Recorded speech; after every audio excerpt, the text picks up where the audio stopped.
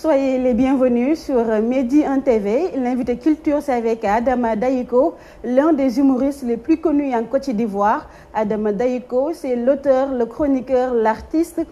Plusieurs cordes à votre arc, Adama. Ah oui, madame, il y a beaucoup de cordes. Hein. Je suis tellement attaché avec les cordes. Alors, voilà. Vous préparez la 3e édition du festival Dongon qui va se dérouler à Bamako, la capitale malienne, du 22 au 28 janvier. Parlez-nous de ce festival. Le festival culturel Dogon qui aura sa 3e édition à Bamako au Mali, c'est vrai, c'est un festival qui met en relief la riche culture Dogon.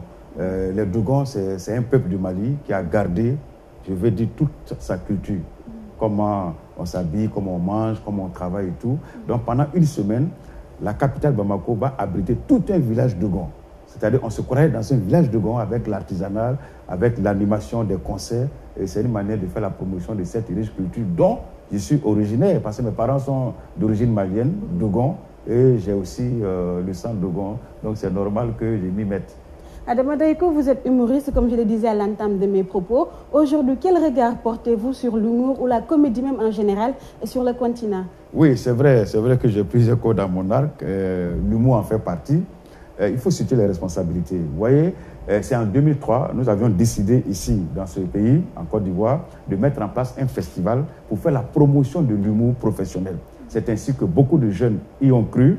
On leur a donné leur première chance, leur premier plateau pour pouvoir s'exprimer en international. Et aujourd'hui, ils en font un métier. Nous sommes très heureux et cela a eu un impact positif sur l'humour de l'Afrique francophone. Et aujourd'hui, il y a une dynamique partout et nous en sommes vraiment heureux. Vous avez également été sélectionné pour le festival Massa, le marché des arts et du spectacle africain. À quoi peut-on s'attendre? On peut s'attendre à un Adama Daïko qui a une riche expérience en humour. Et le titre de mon spectacle, c'est Le Chef, le comédien, l'humoriste, l'écrivain, le formateur. On aura dans ce spectacle toute la dimension humoristique de Adama Daïko. Dans la littérature, on me verra en train de raconter des histoires que j'ai vécues moi-même. On me verra dans les questions-réponses avec le public, c'est du live, ça n'a pas été préparé. Des interviews avec des comédiens sur scène. Et puis, j'imite aussi pas mal de chefs d'État africains et des personnalités africaines. Donc, le spectacle, c'est un peu tout ça. Alors, Adama Daïko, nous allons parler cette fois-ci de votre succès. Vous avez joué dans pas mal de séries Top Radio qui se passe actuellement dans une télévision de la place, Ma Famille et tout récemment le Parlement du Rire.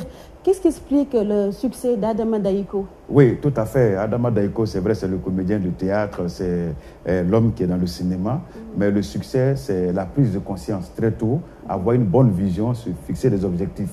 Et je me suis dit que j'ai intérêt à réussir dans ce métier parce que je suis une référence, un modèle, un exemple pour pas mal de jeunes qui veulent faire ce métier. Donc, quand je le fais, je dois le faire bien. Donc, au cinéma, je m'arrange pour être bien, sur la scène également. Adama Daïko, c'est également un auteur avec votre dernier livre, Eja, ma vieille. Oui, tout à fait. Alors, d'où vous est venue cette passion pour l'écriture? Oui, tout à fait. Après, donc, ne riez pas, qui est le premier. Donnez-moi le pouvoir, je vous rendrai le rire. Le Polytyrien, le 3e, vous avez Eja, ma vieille. La passion, d'abord, est venue par la lecture. Étant au collège, au lycée, j'aimais bien lire. Et je me suis dit, mais pourquoi ne pas un jour écrire? Et quand je me suis retrouvé dans ce métier d'humoriste, surtout chroniqueur radio, on écrit beaucoup les textes. Et je me suis dit, il faut confiner les textes quelque part et demain en faire un livre sous, je vais dire, l'impulsion de certains de nos aînés. Donc vous écrivez pour la postérité? Voilà, la postérité, parce qu'on se dit quoi? Qu'il faut toujours laisser des traces. Demain, quand j'aurai une académie pour former des jeunes, il faut que je puisse leur dire, à telle époque, voilà comment j'avais déjà une réflexion sur telle actualité. Donc je conscientise, je détends. Il y a aussi des dessins à l'intérieur. Donc il y a tous les goûts. Donc Adama Daïko, c'est un peu ça. Et alors parlez-nous des thèmes qui reviennent le plus. Oui, les thèmes, c'est l'actualité, c'est l'Afrique, c'est l'Europe, c'est nous-mêmes, c'est ce que nous vivons. Et dans le prochain livre, par exemple, Le Chef, en sous-titre, je veux gouverner la France pour mieux comprendre l'Afrique, vous avez l'humour des chiffres et des lettres. Je fais parler les chiffres et des lettres. Je vous donne rapidement un exemple. Vous avez vu que le Maroc a battu la Côte d'Ivoire par le score de 2-0. C'est dû à quoi? Il y a 11 joueurs de chaque équipe sur le terrain. Vous voyez le chiffre 11. Et puis, il se trouve qu'on a joué un 11 novembre. Novembre, c'est un 11e mois à 17h30. 1 plus 7 plus 3, ça fait 11. Et puis, les deux entraîneurs, Marc Wilmot, ça fait 11 lettres. Hervé Renard, ça fait 11 lettres. La Côte d'Ivoire, ça fait 11 lettres. Les pharaons de l'Atlas, les lions de l'Atlas, ça fait 11 lettres. Maintenant, on va prendre au niveau des présidents. Vous avez Alassane Ouattara, ça fait 16 lettres, 1 plus 6 est égal à 7. Roi Mohamed VI, ça fait 16, donc 1 plus 7 est égal à 7. Le match s'est joué à Abidjan. Abidjan, ça fait 7 lettres. Pour aller au mondial, ça fait 7 lettres. Alors, quand vous enlevez O dans Maroc, comme 0, il reste Marc. Marc, c'est notre entraîneur, donc il a eu 0 but.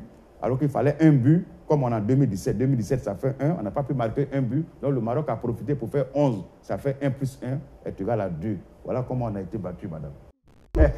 Maintenant, Adama Daiko, l'humour que vous faites, quelle porte ça vous a ouvert? Ben, l'humour m'a ouvert toutes les portes. J'ai des amis partout, dans tous les pays africains.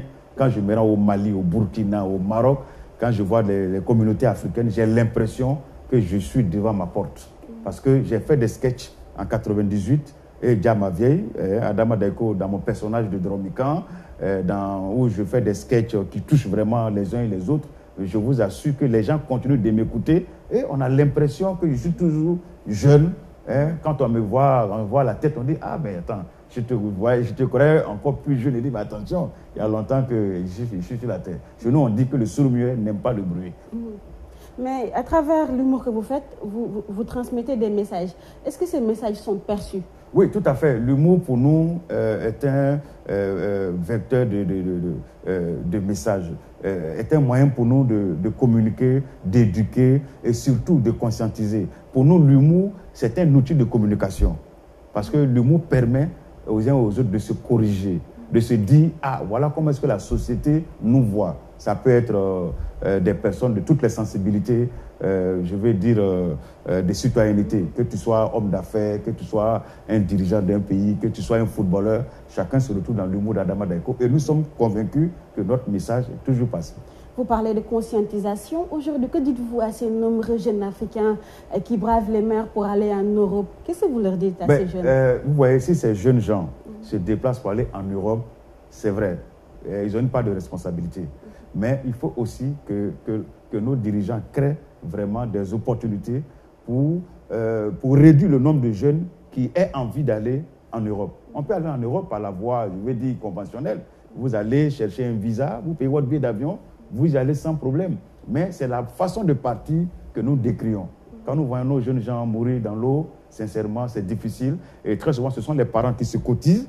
Ils vendent très souvent un terrain, des biens d'une famille pour permettre à un seul d'aller faire fortune et revenir développer la famille. Mais pourquoi ne pas réfléchir, mettre en place des mécanismes en Afrique et puis permettre à ce jeune-là de croire en son continent? C'est ce que Adama Daiko a fait. J'aurais pu aller m'installer en Europe pour faire mon humour. Là-bas, ça gagne bien.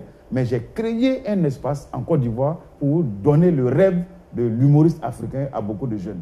Et je veux qu'on suive mon exemple et je veux qu'on me donne aussi les moyens pour que je puisse continuer mon travail.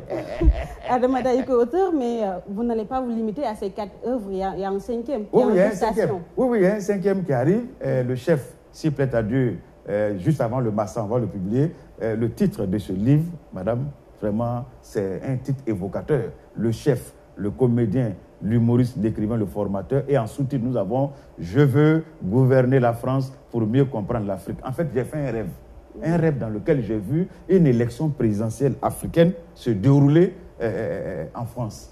Et ce sont les Français qui ont voté et ils sont venus dire « Bon, voici votre président ». Il n'y a pas eu de contestation, il n'y a pas eu de déchirer les affiches, on n'est pas d'accord, on n'a qu'à recompter les voix. Non, non, non. C'est-à-dire que ça nous a permis d'économiser en vie humaine, en économie. Bon, c'est un rêve, peut-être que ça peut se réaliser un jour. Merci à vous, Adama Daiko. C'est moi qui vous remercie. Merci également à vous, chers téléspectateurs de Midi 1 TV. Bonne suite des programmes sur notre chaîne.